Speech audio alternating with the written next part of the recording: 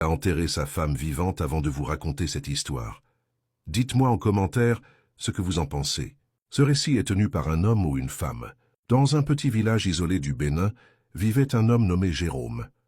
Il était respecté et admiré de tous. Il habitait une grande maison en terre rouge, entourée d'un jardin fleuri. Il chérissait sa femme Assa avec toute sa douceur et sa beauté.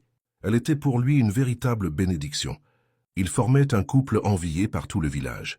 Mais ce que personne ne savait, c'est que ce trésor n'était qu'une façade, un masque cachant une vérité bien plus sombre. Depuis plusieurs mois, Jérôme entretenait une relation secrète qui le rongeait. Il savait que si elle venait à être découverte, sa réputation et sa vie entière seraient détruites. Pourtant, il ne pouvait pas y mettre fin.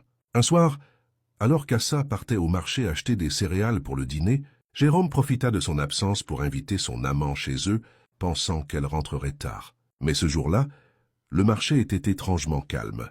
Assa termina ses courses plus tôt que prévu et décida de rentrer rapidement pour surprendre son mari avec un plat qu'il aimait.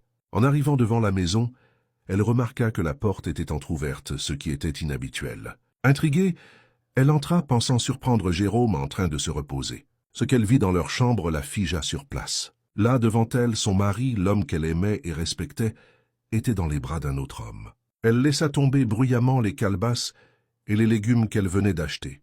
Jérôme, pris sur le fait, tenta de s'expliquer d'une voix tremblante. « Assa, ce n'est pas ce que tu crois. » Mais Assa ne pouvait plus rien entendre.